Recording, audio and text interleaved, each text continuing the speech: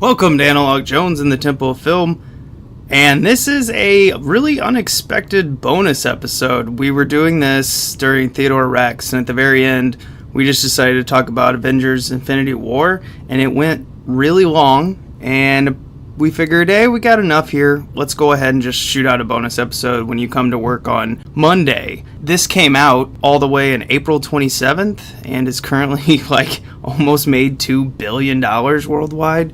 That's nuts. I'm going to let you go and just enjoy the Avengers Infinity War. We do have a few spoilers. We warn you. It will feel a little bit odd during some parts because, like I said, it was during a regular episode. But I hope you enjoy. Later. Time to fire up the VCR. This one's my favorite.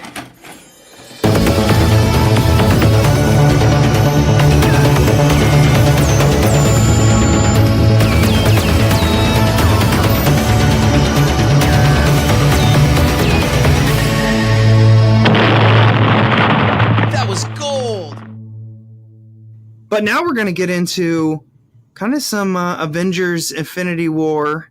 So if you want to stop the podcast now and not be spoiled at all, because we've all three seen it, might as well talk about it. So here you go. Here's your warning. All right, guys. What do we think about Avengers, the Infinity War? In time, you will know what it's like to lose. Dread it, run from it. The end is near. We got one advantage. We have what Thanos wants. So that's what we use. I think it's good, except it sucks. So let me do the plan, and that way it might be really good. Wow. Today we don't fight for one life.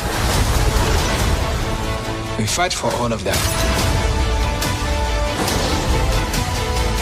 Groot, put that thing away. Now, I don't want to tell you again. Groot. And Groot. Whoa, language!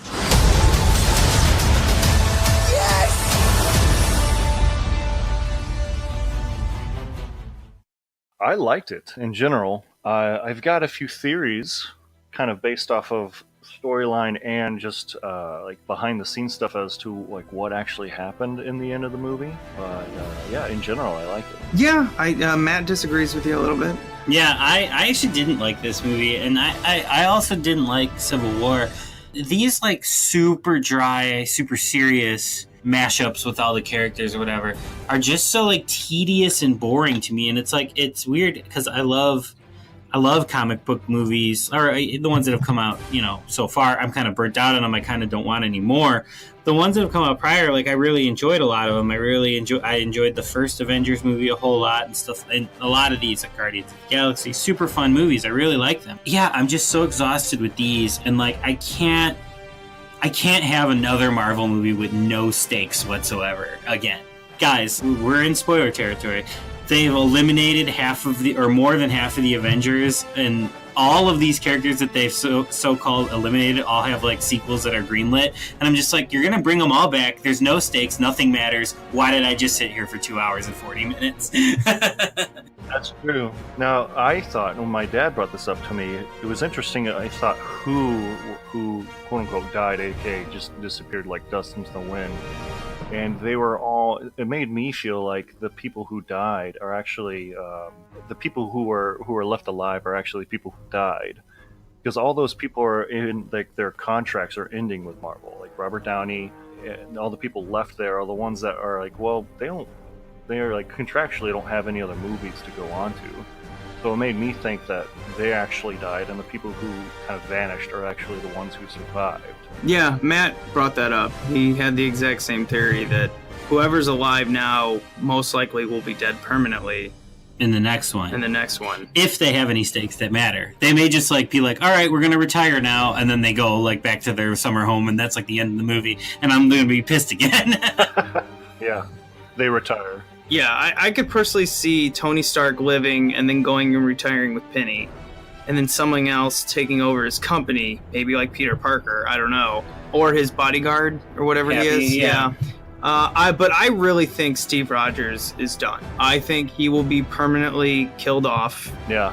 And I think that's why Bucky has become more prominent. I think that was the whole point. Well, and even like comic book wise, like Bucky ends up taking up, no, not Bucky, but Falcon ends up taking up the Captain America mantle, and he ends up carrying around the shield. Yeah. Thor, you have his girlfriend Jane Foster ends up becoming Thor in the comics. Iron Man is now a little tiny black girl. Then you have Spider-Man there's a whole other storyline with that Miles Morales character. And you have all these people who are kind of taken over by other people in the comics, so it's like a nice segue for them to do that, I felt like, as well. Yeah, I think with Captain Marvel, or Miss Marvel, or whatever her name is, with that coming out, I think that's going to actually spark this whole new Avengers, which I think they were trying to do at the end of Avengers 2, but it never really kind of materialized. Well, she was supposed to be introduced into, and then they told Joss no. But she was supposed, like, that was the plan. She was going to be introduced at the end of 2. Yeah, I think it's gonna go into that. You're gonna see, Falcon, War Machine, Scarlet Witch form a new Avengers, and that's what they're gonna progress. Because Marvel's not gonna give up on this. This is too much of a moneymaker. But you have the Black Panthers now, and they're just moving on into this whole new universe, and I have no problem with it. The thing is like, I don't know if I'm gonna be connected to it.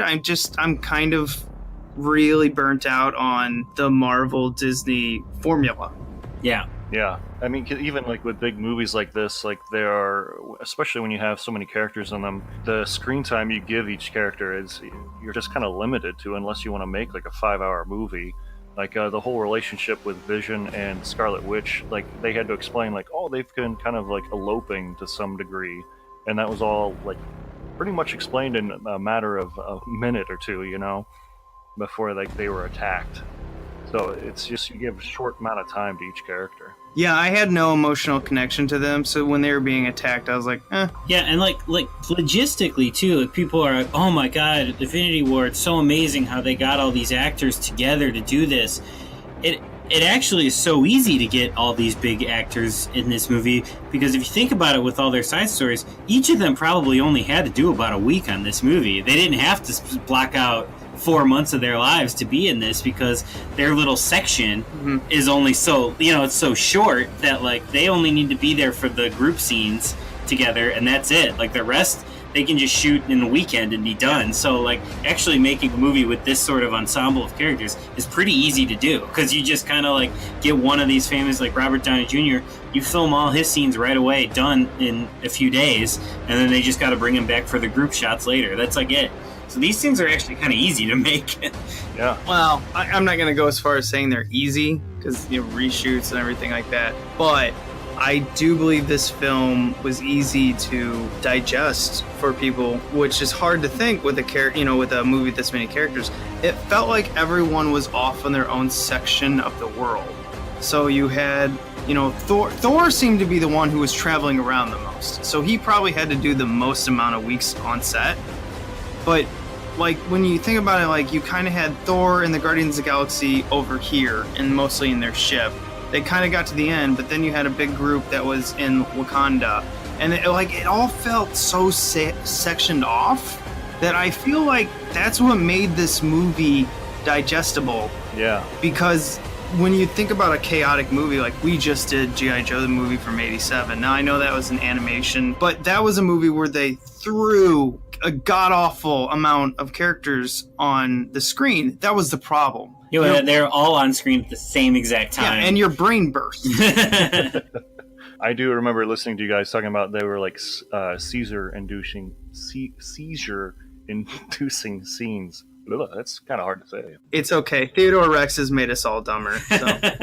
Yeah. But yeah, when they do that, and I give them credit for Thanos actually having a pretty good background story, where his planet was destroyed because it was overpopulated, people couldn't eat. So his goal is to eliminate half the universe so no one has to go through that. And instead of just being a pure mad titan, he actually did fall in love with his daughter. So while sacrificing her, he actually teared up. Like there was parts when I go, okay, this is a Josh Brolin film as Thanos. to me, this should have been called Thanos. Yeah. By the way, the Avengers are in it. Yeah, I agree. They did a good job setting that up and actually making you kind of he kind of was like the bad guy, but you kind of understand like his point of view. He just wasn't a bad guy to be a bad guy. Yeah. Well, he's the only one with any kind of an arc in this movie, Mm-hmm. and he's the bad guy. Yeah, I guess no one else really does. No one grows, no one learns anything, no one changes by the end. Just him. Yeah, I don't think they had time to do it. No, that's what I'm saying. No. Like the way they structured the movie was to have the bad guy have the arc instead of the main character, because there was no main character. Right. The main character was the bad guy. So That's true. Well, we've spent so much time with these heroes, we don't need arcs for them I guess anymore. that's true. yeah, that's lazy.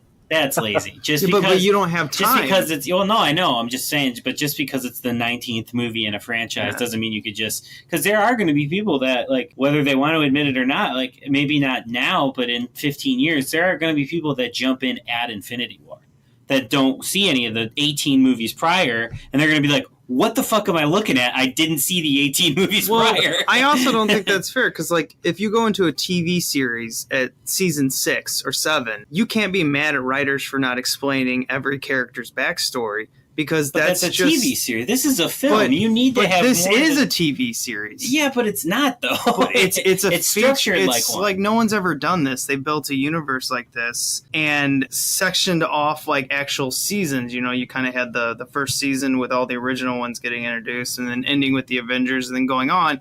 Now, I get what you're saying. Like, if they would have had no character arc for Thanos, then it would have been lazy. Yeah. Then it would have been bad. But if you think about the Avengers, that is a movie, though, you don't need to see the other 5 movies to jump in. There is still a beginning, middle, and end of that. The team has to come together, they have to work together.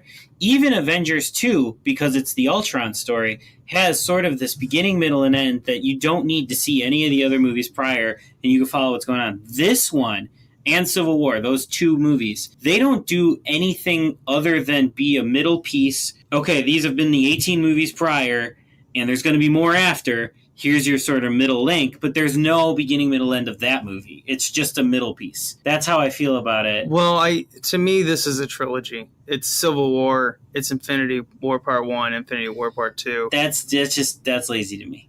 I don't think it is. Well, also I think the time frame that takes place for some of the characters, like Tony Stark's group, that to me it felt like they were there for like a day and a half or something. So time wise, it's like they don't have enough time to go through an arc as well. It's just you're experiencing such a small moment for them.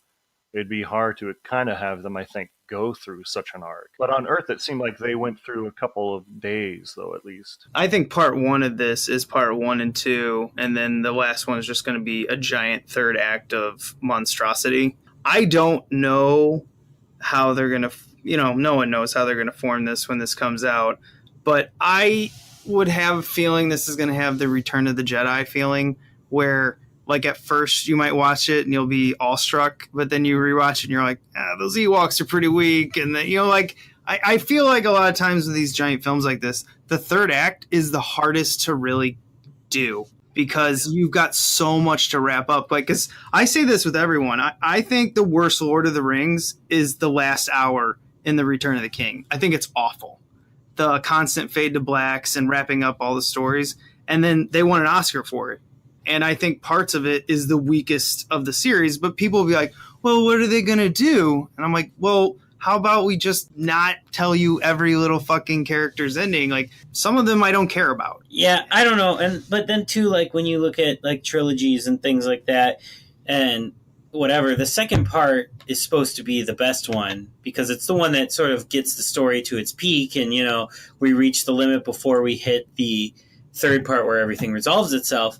If this is the best of the 3, man, I'm really not going to like 4 or Avengers 4 here. Well, I think two's always your doom and gloom. Yeah, and I didn't like this one, so I don't know. This is going to be rough for me to get through Avengers 4, I think. Now, you were talking about Lord of the Rings earlier, and it kind of reminded me, you were talking about how everybody's kind of split into their own group, and that did remind me of Lord of the Rings, how the Fellowship was split into different groups. You had your Legolas Gimli area, you had Frodo, and then you had like Merry and Pippin, like all experiencing the same storyline in different areas. And I felt that was very similar, and I wondered if they kind of got that idea from that.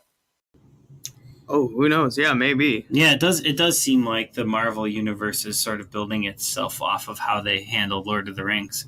Yeah, it's not a bad parent to build off of. Yeah, no, it's a good thing. It's a good moneymaker to look at. I do wonder if they're going to have enough balls to like really kill someone off. Yeah, I don't know. Marvel just keeps letting me down with these big movies, so we'll see. We'll see. Yeah, like with Loki dying right at the beginning. I'm like, well, we've seen this before. We know he's really not dead. Like, so it was when he died. I actually didn't like. It didn't affect me at all. I think that's part of what Matt's talking about. That's my kind of problem with all these movies right now. Is just like you've seen them come back so many times. It's like there's no stakes anymore. It's like, oh, they're just going to bring him back in the next one if they need it. And if they don't, then they will let him be alive. But if they need to bring them back, all they got to do is just be like, okay, they're back now. And that's it. And we just accept it as an audience. And I just don't think that's fair. My only emotional tie to any of this was Thanos and his daughter, Zoe's character, Gamora. I was like, okay, so this is the only character that really has an arc. It's the only one with emotional pull. Because kind of like what you just said, like when someone died, I was like, well, yeah. Because if they need to bring Gamora back, they will. Oh, she's coming back. Like, they will. They'll just figure out a way to do it. Yeah, that her soul is apparently trapped in the Soul Stone. Oh. What I read, yeah. So then they just get her out and they bring her back. And then it's like, well, what were the stakes then? Yeah. She's back then. You know, like, that's just not fair. Well, I mean, that's comic books in general. I mean, every character that's ever died is coming back. Even they killed off Wolverine in the comics, and he's coming back now. Well, yeah. Yeah, like that's always been. Comics are tough because it's so many different writers, and when you're a comic book character, you're never actually dead. You're just, kind of like in a coma. Yeah. Yeah, and that's fair. That's a fair comparison. Yeah. Like, just if they're true comic book adaptations, comic books get away with it all the time. So I guess that's okay. No, I do want real stakes, though. I do understand that. And that's part of the reason why I gave this film like a B. I was really impressed with Thanos' character. I was impressed with the structure of the film. I was impressed that it was like, 2.5 hours, 3 hours? And it didn't feel like that. No, not over here. Yeah. Not on this side of the table. But I thought everything was structured really well. Yeah. But as a whole, I don't really care to rewatch it. And that's actually a big strike. That's just my thoughts on it. It's one man's opinion. I do kind of agree with that a little bit. It does, I do want to see it maybe 2 more times. There's part of me that I got to make sure I don't miss anything type of thing. But I did enjoy there were the moments where I really enjoyed it. Like Thor comes back and he's got his hammer and he comes back to Wakanda. Like that was a big yeah, okay, they're going to kick ass. And so yeah, I definitely had moments, but it's one where I'm not going to be waiting the night it comes out to buy on DVD or download. I do agree with that. Yeah, I think that's going to end us off this week. Hell, this is long enough. We might actually just turn this into its own episode and launch it. Because look at this. This is we could do an Avengers episode that's out separately. Yeah, right. Yeah. I'll just cut it off, make an announcement this was part of our blah blah blah. But all right, thank you for listening. Remember, you can rate and review us on iTunes. Listen to us on Podbean, Stitcher, Google Play, YouTube. So many choices. We'll be back on Friday with our normal episode, and we're doing Dinosaurs, a fun-filled trip back in time. See ya!